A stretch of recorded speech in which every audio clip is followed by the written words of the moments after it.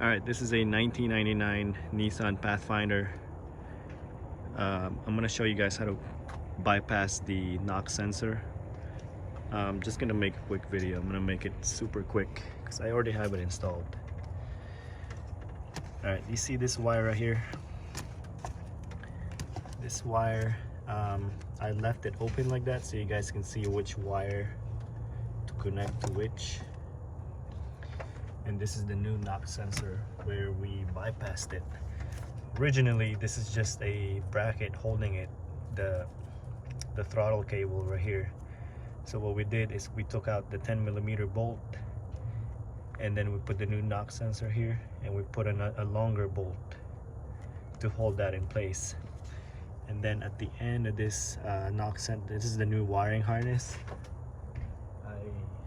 Let me see if I can find the other end of it. Anyway, we cut off the new connector. We cut it off right here. You got two wires. It's a black wire and a white wire. I don't know why I'm making this video at night, but I just thought I'd make a quick video so you guys can see. Instead of taking the whole upper intake manifold out, this is the quickest way. Alright, so this is the new wiring harness. This is the black wire. When you open this harness right here, you're gonna have a green wire, a red wire, and a black wire, which is kind of like coated wire. So you splice that wire open. When you splice it open, you're gonna have an exposed silver wire, which is this right here, this piece. So what you do is you cut that off and you connect the black wire to here, and then the white wire connects to the white one. So like I said, when you open this whole thing, when you open it up, you're gonna have three wires, red, green, and then a black wire. You open that black wire up, and then you're gonna have a white wire coming out. So you connect that to the white one, the black one to the silver one. Of course, you need to disconnect the battery terminals.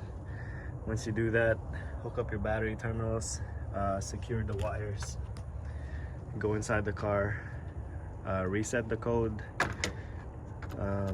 turn it on and off about a couple times, maybe 3, see if there's any pending codes for knock sensor. If not, drive it around, and then that should be fixed.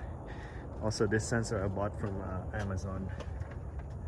Not sure what the part number is. I don't know what I did with the box.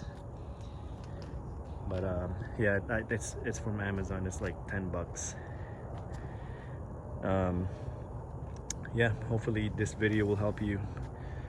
If you like this video, give me a thumbs up, subscribe to my channel. If you got any questions, just comment below. Thank you for watching.